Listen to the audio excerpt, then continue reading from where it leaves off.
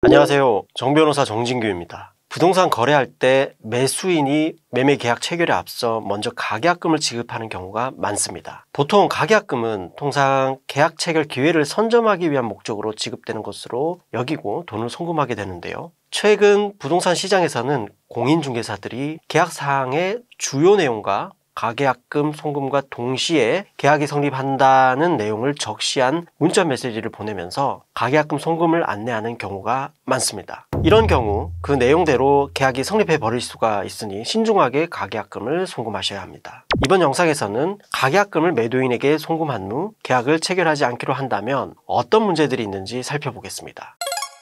가계약금을 지급한 상태라면 계약 초기 상태겠죠. 이때 문제가 발생하면 주로 쟁점이 되는 부분은 매매계약 자체가 성립하긴 했는지가 먼저 문제가 됩니다. 계약이 성립했다면 계약을 해지할 수는 있는지, 해지가 불가능하면 어떻게 해야 하는지, 손해배상을 해야 하는지, 손해배상을 하면 또 얼마를 해야 하는지 등이 쟁점이 됩니다. 이런 경우 계약서를 작성하지 않았기 때문에 매매계약 자체가 성립된 것인지부터 먼저 따져봐야 합니다. 그러면 매매계약이 성립되었는지 불성립되었는지는 어떻게 판단할 수 있을까요? 우선 계약서를 꼭 써야 계약이 성립하는 걸까요? 상담을 하다 보면 계약서를 작성하지 않았다고 해서 계약이 체결된 것이 아니라고 생각하는 사람들이 많았습니다. 하지만 구두상의 약속도 계약입니다. 다만 그 약속을 확인할 수 있는 증거가 문서의 형태로 남아있지 않을 뿐이죠. 실제 법원에 가면 계약서가 작성되지 않았다면 구두로 구체적인 약정이 있었다는 사실을 입증하기가 매우 어렵습니다. 판례는 가계약을 구두로 체결하면서 실제 본계약의 본질사항 및 중요사항에 관해서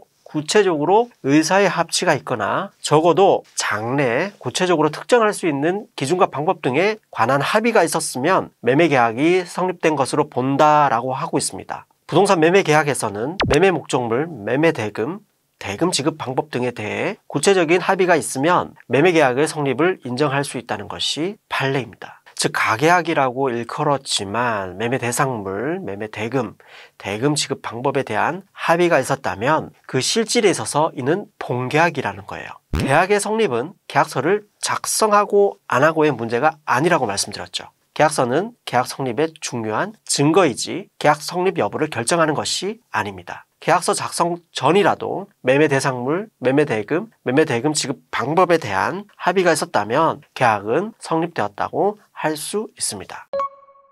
앞서 말씀드린 판례 기준으로 매매계약이 성립했는지부터 먼저 따져보았는데 그 결과 매매계약이 성립되지 않은 것으로 인정될 경우에 매도인은 받은 가계약금을 매수인에게 돌려주어야 합니다. 다만 이때도 계약 당사자가 가계약 파기 시에 어떻게 하기로 따로 정한 것이 있다면 그 정한 바에 따라 이행해야 합니다. 반면에 계약이 성립한 것으로 인정되는 경우에는 이제 매도인과 매수인은 이 계약을 마음대로 해제 파기할 수 없어요. 계약한 대로 이행을 해야 합니다. 다만 예외적으로 약정한 계약금 전부를 주고받은 경우에 매도인은 받은 계약금의 배액을 상환하고 계약을 해제할 수 있습니다. 반면에 매수인은 준 계약금을 포기하고 해제할 수 있는 거죠. 이는 민법 제565조에서 이와 같이 정하고 있기 때문에 가능한 겁니다. 가계약 시 지급받은 소액의 금전은 흔히 계약금의 일부로 지급받은 것으로 보는데 매도인은 지급받은 소액의 가계약금 배액만 상환하면 계약을 해제할 수 있을까요? 대법원 판례는 이를 부정하고 있습니다.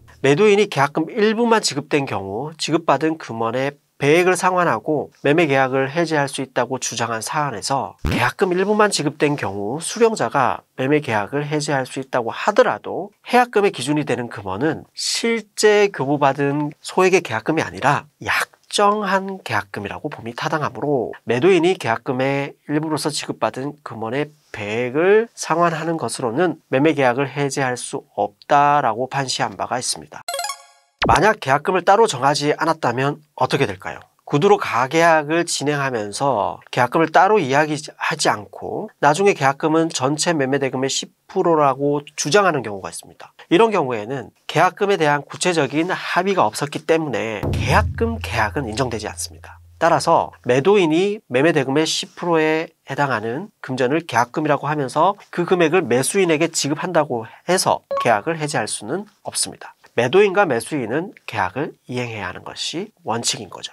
법원은 당사자가 계약금 일부만을 먼저 지급하고 잔액은 나중에 지급하기로 약정하거나 계약금 전부를 나중에 지급하기로 약정한 경우 교부자가 계약금의 잔금 또는 전부를 지급하지 아니하는 한 계약금 계약은 성립하지 아니하므로 당사자가 임의로 주계약을 해지할 수 없다라고 판결한 바가 있습니다. 매매계약의 상대방이 계약 이행을 하지 않는다면 소송을 통해서 계약 이행을 구할 수도 있지만 매매계약을 해지하고 상대방에 대하여 손해배상을 구할 수도 있습니다. 손해배상과 관련해서 통상적으로 가계약 상태에서는 소액의 금전, 즉 가계약금만 지급한 상태이기 때문에 계약금 계약이 성립될 여지가 없습니다. 더욱이 계약금 상당액을 손해배상 받기 위해서는 매도인과 매수인 사이에 계약금 상당액을 위약금으로 한다고 따로 약정을 했어야 하는데 가계약 단계에서 이와 같은 약정이 없는 경우가 많습니다. 이런 경우 결국 손해배상을 구하는 측에서 구체적으로 인과관계가 있는 손해를 입증해야 하는 어려움이 있을 수 있습니다. 이번 영상에서는 가계약 상태에서 발생할 수 있는 쟁점들에 대해서 살펴보았습니다. 다음 시간에도 유익한 법률 정보 들고 찾아뵙겠습니다.